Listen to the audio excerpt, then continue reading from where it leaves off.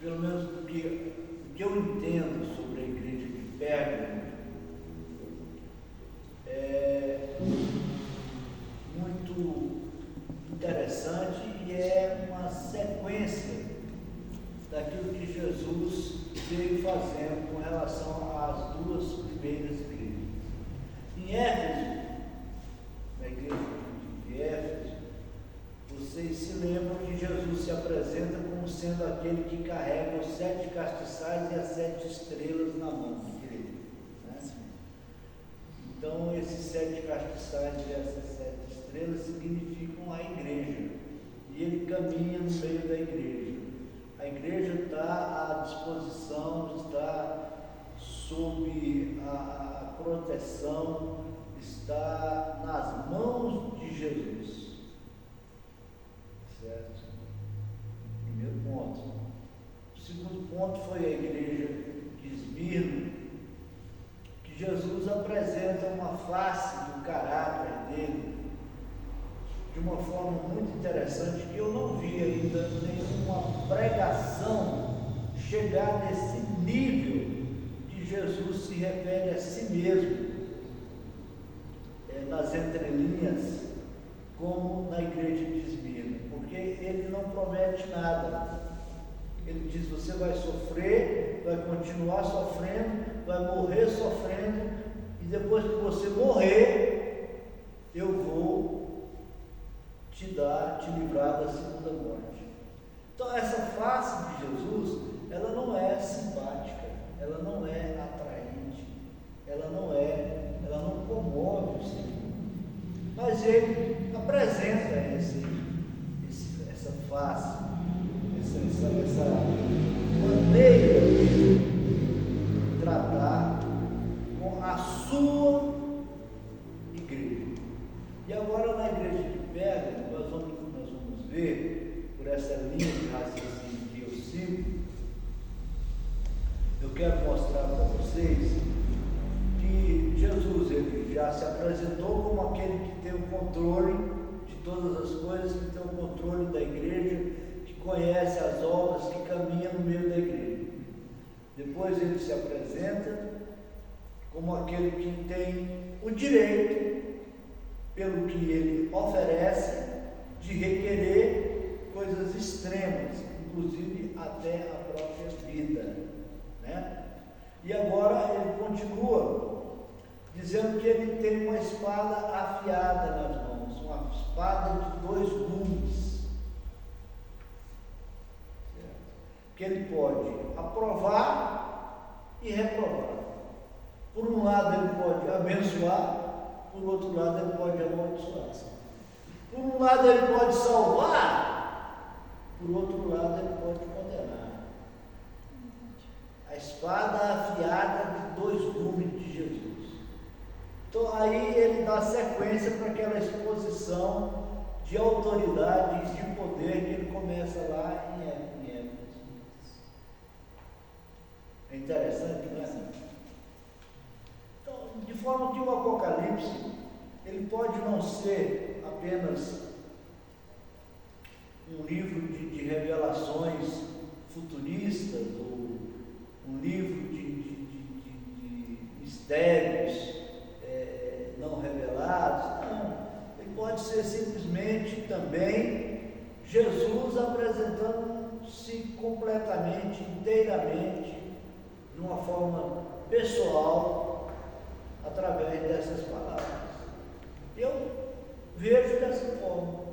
Eu vejo Jesus falando de si mesmo e falando do que ele acha a respeito do homem e do que ele pensa a respeito da igreja, de uma forma muito simples, de uma forma muito atual, de uma forma que não se limita a nenhuma percepção de tempo. Ele lá há 2000 anos atrás, ele falava das coisas que estariam acontecendo nesse tempo, 2000 anos depois, com uma naturalidade espontânea, como se estivesse vendo ali, ou que fosse acontecer amanhã. Porque ele conhece a condição humana. O homem não mudou nada. Deus conhece o homem. Tu és dia do juízo final, a característica do homem. E Deus conhece ainda mais Lúcifer. Jesus conhece completamente Lúcifer. E ele sabe o que Lúcifer pensa. Ele sabe como Lúcifer comanda, como ele ilude. Ele conhece o discurso do diabo. E então, ele sabe que 6 é meia dúzia. Ele sabe que não passa daquilo. Tem um perfil. Não tem novidade nenhuma. Vai um, entra outro. É a mesma coisa. Mesmo sentimento, mesmas estratégias, as mesmas desculpas, as mesmas convenções. É só. Quer ver? Eu vou ler aqui. Então, o que é interessante? Jesus se apresenta como aquele que vê, esquadrinha, analisa, abençoa ou amaldiçoa. Depende da análise dele. Não é só absolvendo, não. Não é só o cara chegando igual esse Luiz Hermínio falando, eu decidi confessar. Então eu estava errado mesmo, eu agi mal. Não, peraí, agora vamos conversar. Você agiu mal e as pessoas que você prejudicou? Se for um cara que não tem liderança, que não é pastor, pode até ter um tratamento diferente. Mas na palavra está escrito assim, ai daquele que fizer tropeçar um dos meus pequenininhos. Será que o cara está pensando que ele vai se livrar desse negócio assim, só porque ele decidiu pedir perdão? Só porque ele decidiu. Ele é líder de uma grande igreja. Ele não tem que ficar pedindo perdão, não. Ele tem que ser pastor. Entendeu? Porque ele é tratado como quem é pastor. Eu sou tratado como pastor. Não sou tratado como membro. Porque Deus ele me deu uma visão. Ele me deu um conhecimento. Ele me deu uma intimidade. Ele me deu uma ordem.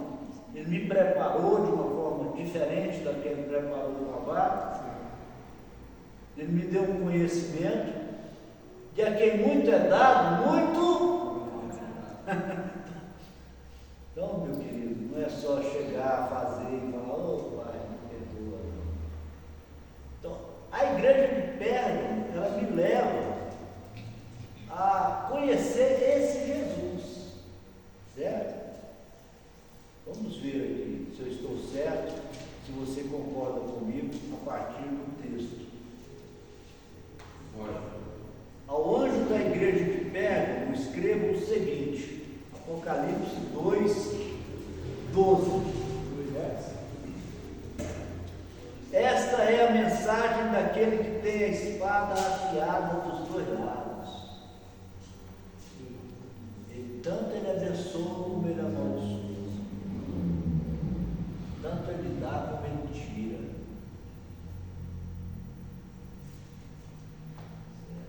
O mestre, não me chama de bom. Bom é meu Pai. E aí mais na frente no Evangelho, fala, temei a Deus, que pode matar o corpo e lançar a alma no inferno. Entendeu? Espada afiada de 2 gumes. Espada de 2 gumes. Eu sei que vocês moram aí onde está o trono de Satanás. Vocês são fiéis e não abandonaram a fé que tem em mim. Até mesmo quando Antipas, minha testemunha fiel, foi morto aí em Pérgamo, onde Satanás mora. Mas tenho alguma coisa contra vocês. Há entre vocês alguns que seguem ensinamento de Balaão, que mostrou a Balaque como fazer com que o povo de Israel pecasse, dizendo que os israelitas deviam comer alimentos oferecidos aos ídolos e cometer imoralidades. Assim também estão entre vocês alguns que seguem os ensinamentos dos nicolaítas. Arrependam-se, senão eu logo irei até aí, e com a espada que sai da minha boca, lutarei contra essa gente. Portanto, se vocês têm ouvido para ouvir, então ouçam o que o Espírito diz à igreja.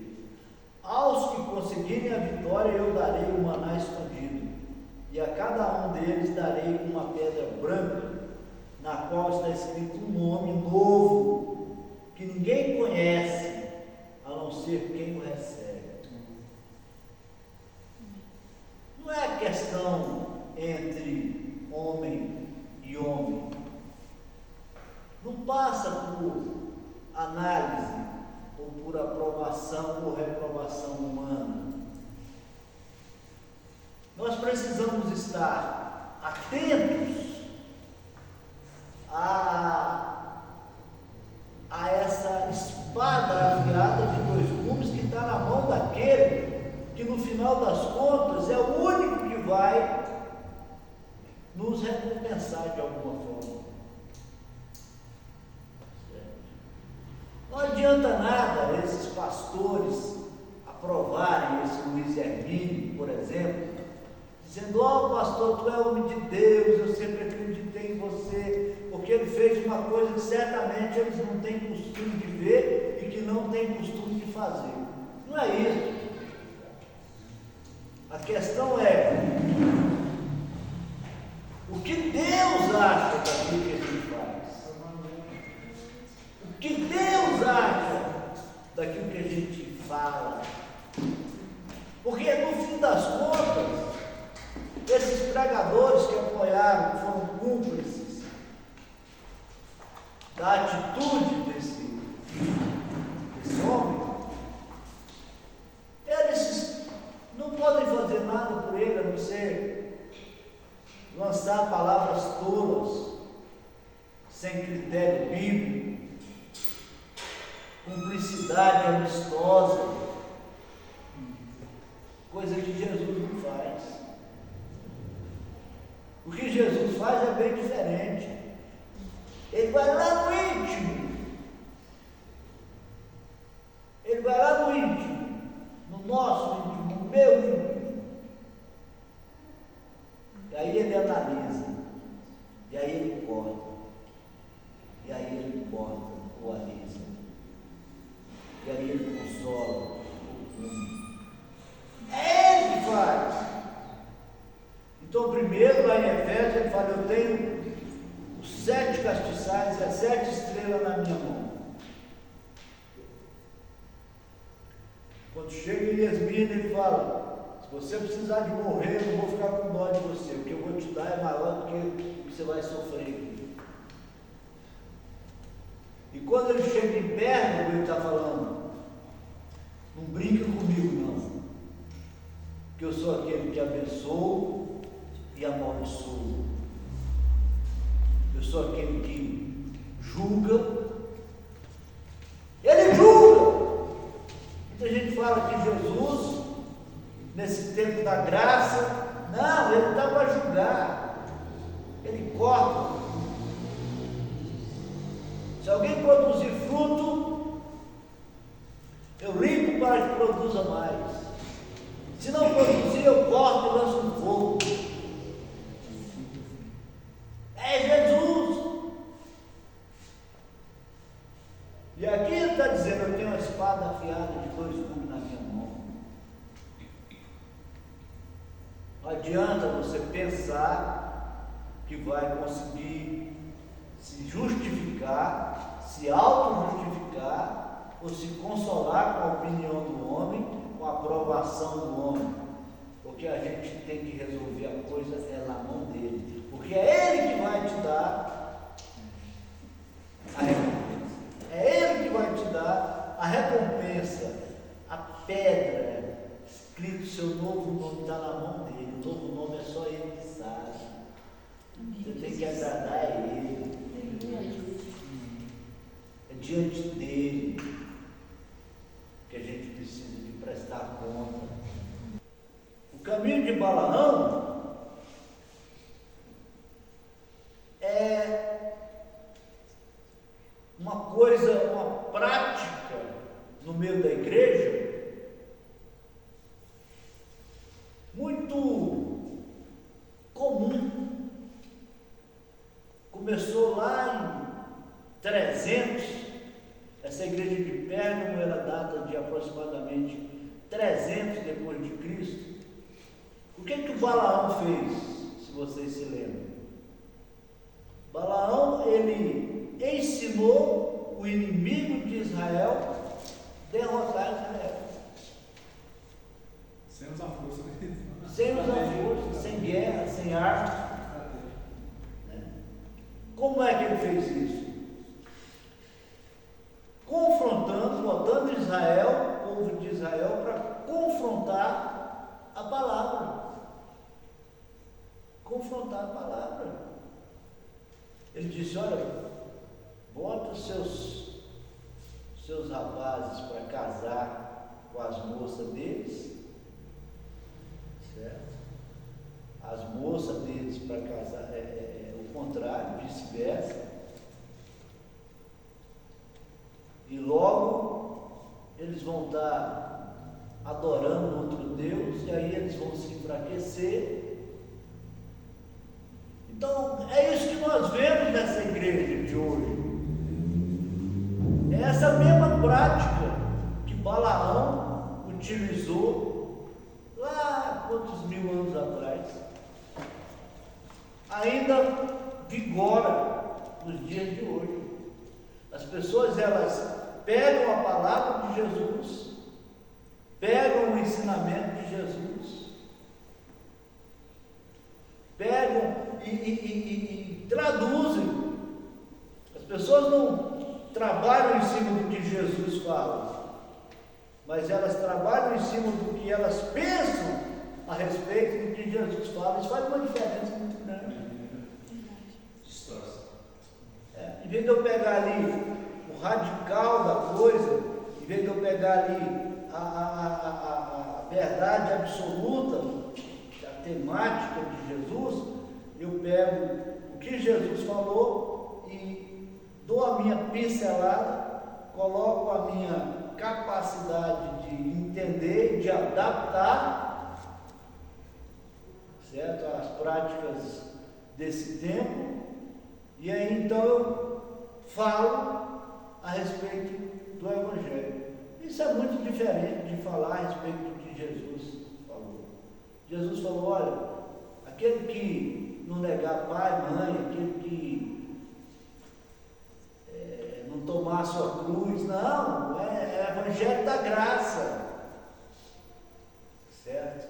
A cruz, ela só foi até ali Jesus. Depois que Jesus ressuscitou, ninguém tem que carregar a cruz mais, certo? Agora nós estamos na era da graça e nós somos abençoados. Se você está passando na porta da igreja, o pastor faz o apelo, você sente que foi chamado, e mesmo caminhando você diz, eu quero, você está salvo. O Evangelho da Graça é isso. Se você passar perto da igreja, você está salvo. Se você liga para a farmácia e cai na igreja e uma pessoa atende, certo? Não tem jeito, você está salvo. Porque a cruz foi até o Calvário, agora é a graça, agora é a ressurreição, está todo mundo salvo. Venha do jeito que está e continue sem preocupar com nada, certo? Sérgio, o interessante é que eles pensam que eles nunca perdem essa salvação. Que uma vez ganha, está salvo. Você pode fazer o que for, você não perde ela. Mas quanto mais fácil for a questão da salvação, certo?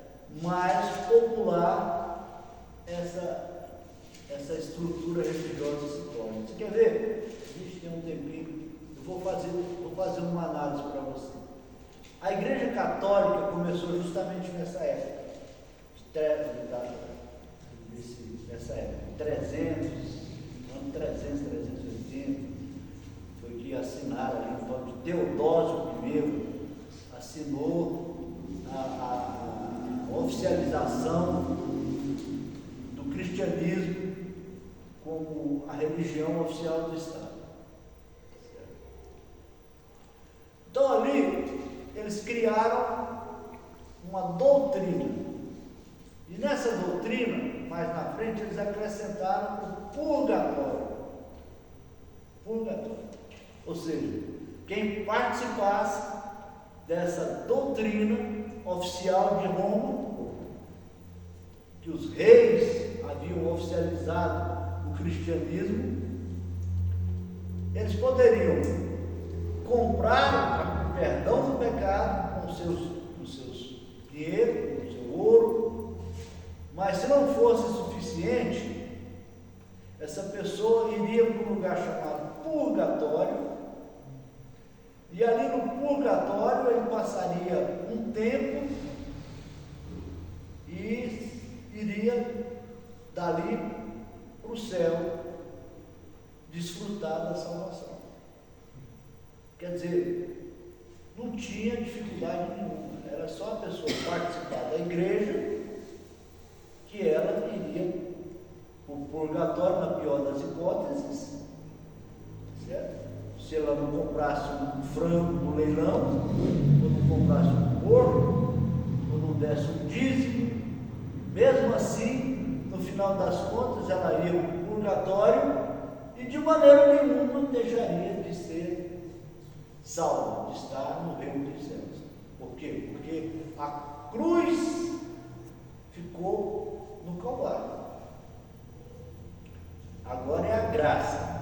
Começou daí, dessa adaptação dos reis do catolicismo, certo? Desfizeram aquilo que os apóstolos haviam feito. Depois disso aí, veio a época da igreja de Sardes, a época protestante, e ficou melhor ainda.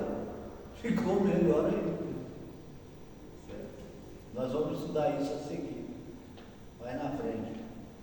Porque veio o calvinismo, o tal de João Calvino falou que as pessoas elas nasciam predestinadas para a salvação.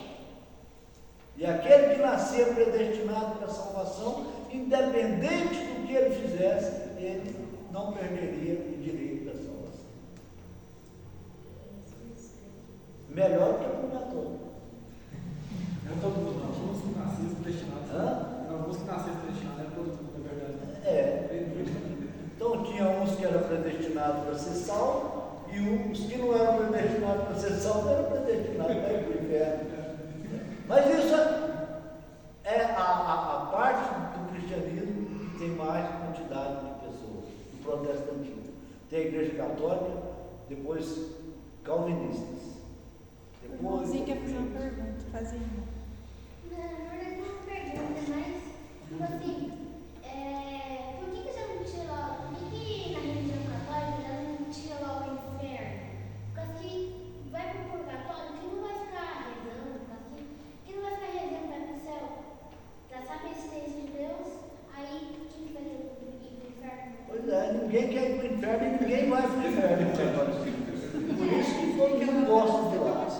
Por isso que todo mundo é católico. Ninguém vai para o inferno. Tá fácil, sim. Hã? Aí tá fácil. Ninguém vai para o inferno. Aí É a depois. mesma coisa, o purgatório para mim é a mesma coisa, o cara está no inferno lá e fala assim, se você acreditar em Deus agora você só no céu. Mas acreditar, acredita. Não, mas ele já acreditou quando ele se tornou católico, na concepção de quem fez a doutrina. Mas não parou por aí não. Depois do calvinismo veio os batistas. Porque aí mudou, aí não é questão de nascer predestinado. Aí a pessoa que ouve o Evangelho e que aceita o Evangelho, levanta a mão, a coisa é assim, levantar a mão, levantou a mão, foi batizado, nunca mais perde a salvação. É melhor do que ser predestinado. Predestinado tem aquele negócio de um sei, outro não sei. Agora, o cara ouviu o Evangelho, levantou a mão, foi batizado, acabou.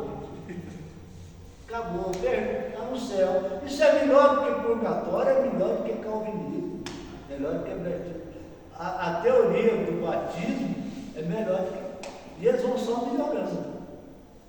Entendeu como é? A melhor de todas é essa agora, da graça. Essa é a melhor de dessa. Bateu o ego. Não precisa fazer nada. Hã? Não precisa fazer nada. Não precisa fazer nada. É o Espírito Santo que faz tudo. Tanto que maravilha.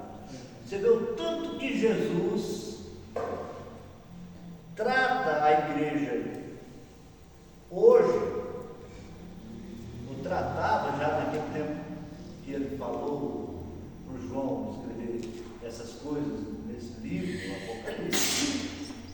Tanto que Jesus conhecia e conhece a realidade da igreja. Porque é igual Balaão, certo? Falou para o Balaque, o inimigo, faz ele pecar, sabe como é que é? Faz ele adorar outro Deus, faz ele agir assim, certo? Então o que acontece é isso que nós estamos falando, na realidade, pode se traduzir nessa situação de Balaque. Aceitar o erro, aceitar a mentira, aceitar aquilo que Deus reprova. Vamos aceitar, vamos nos aceitar, vamos nos fortalecer, certo? Vamos nos proteger. Isso aí Jesus estava dizendo, na minha maneira de entender, naquela época, que ele tinha contra essa comunidade de Pérgamo, que pode ser até simbólica, que ele tinha contra isso, contra os costumes desse povo, essa atitude humanizada de defender os interesses do homem em detrimento da palavra de Deus, certo? De defender a injustiça em detrimento de buscar a justiça. É isso que nós estamos falando.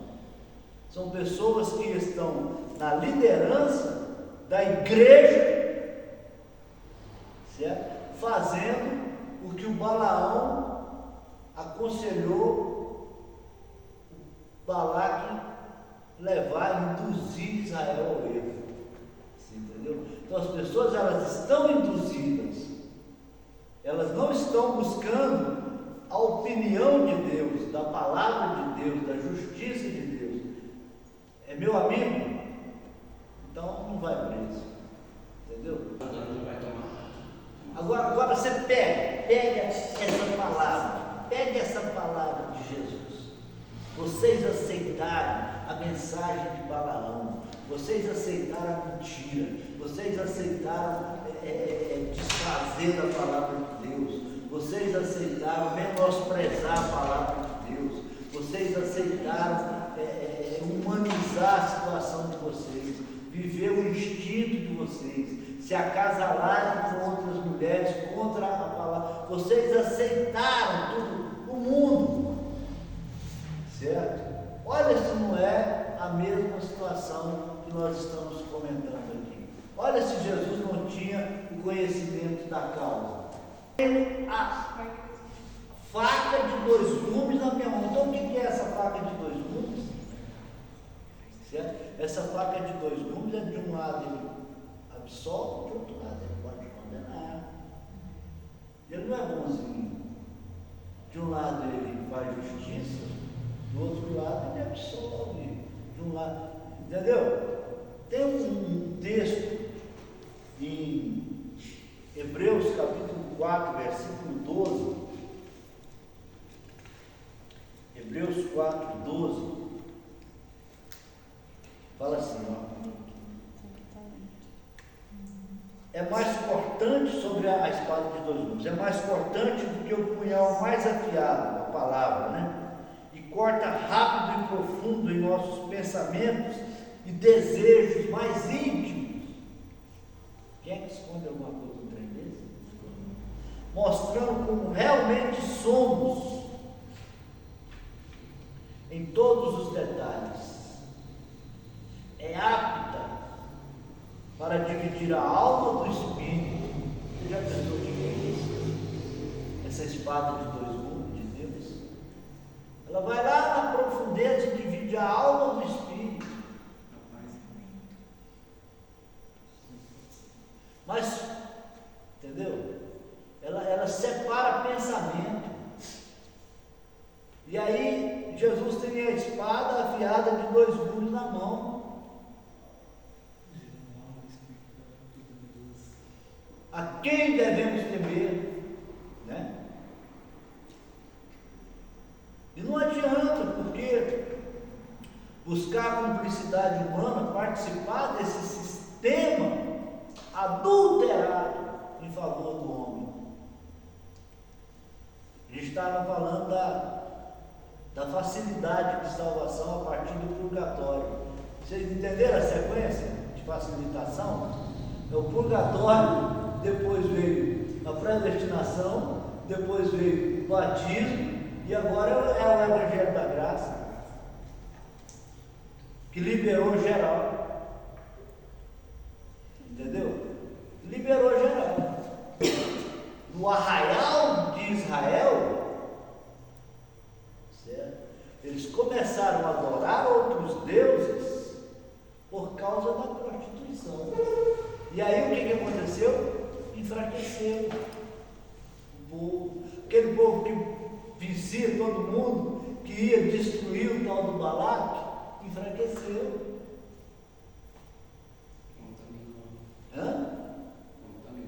Contaminou e enfraqueceu, porque Deus parou de operar. E é isso que a gente vê agora, atualmente. O Espírito Santo, ele não está com a mesma ênfase que ele trabalhava há 30, 40 anos atrás. Porque as pessoas estão menosprezando Jesus através da palavra. As pessoas estão desprezando a igreja, certo? E essa é a obra do Espírito Santo. A obra do Espírito Santo vai ficar avisando as pessoas do que vai dar certo, do que vai dar errado na vida, e nem juntando casamento, não. Nem resolvendo problema pessoal de ninguém, não. Isso não é obra do Espírito Santo, não. A obra do Espírito Santo é edificar a igreja e ensinar a respeito de Jesus. Essa é a obra do Espírito Santo. Ela está em atividade aqui nesse momento mais do que em muitos outros momentos. O Espírito Santo ele edifica, ele exorta e ele consola. São as funções do Espírito Santo, de acordo com a Bíblia. E ele se entristece, e ele se afasta. Entendeu? Uma pessoa que já teve o fogo do Espírito Santo na linguagem pentecostal e que perde esse fogo, é notório. Uma pessoa que já teve a direção do Espírito Santo e que perde a direção do Espírito Santo, é notório. A pessoa perde o brilho, perde o ânimo, perde a alegria. Quando o Espírito Santo está dirigindo uma pessoa, ela caminha na direção da palavra, da humilhação, da servidão, do perdão, da igreja, da obediência, do testemunho. A pessoa, quando ela é dirigida pelo Espírito Santo, ela caminha nessa Agora, quando ela não está dirigida pelo Espírito Santo, é perceptível. É porque caiu no conto de Balaão, se contaminou. Tem muita gente, mas muito mais do que se imagina, nas igrejas, amparadas por promessas proféticas, amparadas por bênção financeira. Tem gente que tem bênção financeira, sabe? Que Deus deu a bênção e não tirou. Às vezes a pessoa morre com aquela bênção financeira, mas sem a salvação, porque Deus, ele permite a operação do erro. Não pensa que a faca de dois gumes corta só de um lado, não, ela corta de dois, certo? Às vezes a pessoa está indo no caminho da vaidade, Deus avisa uma, duas, três vezes, depois Deus deixa ela ir. E às vezes elas são irmãozinhos.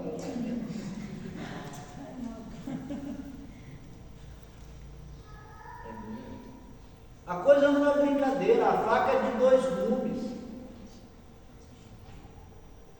Tem pecado que não tem perdão. O filho pródigo, para ele voltar para a casa do pai, ele teve que vir com suas próprias pernas. Ele falou: eu vou voltar para a casa do meu pai, vou chegar lá e vou pedir um emprego para ele, porque os funcionários do meu pai não passam fome. Entendeu? Essa é a realidade do desviado. Aquele que saiu da casa do pai, se lascou-se, como diz o outro. E aí fica esperando: eu tenho promessa, Jesus me ama. Isso é o Evangelho da graça. Jesus hoje, ele está de braços abertos, me esperando. Eu sou a 100 ovelha, eu sou a ovelha da 100 que escapou. Ele vai me buscar. Jesus vai te buscar, meu irmão. Interpreta a coisa direito, depois você se coloca na missão. Certo? Depois você se coloca. Então, meus irmãos, vamos observar essa mensagem à igreja de Pérgamo, porque ela é muito forte, contundente, incisiva, apelativa e nos adverte. A advertência que essa palavra traz para mim é uma advertência muito séria, de que eu estou completamente aberto na presença daquele que conhece os meus pensamentos, que pode me abençoar ou me amaldiçoar.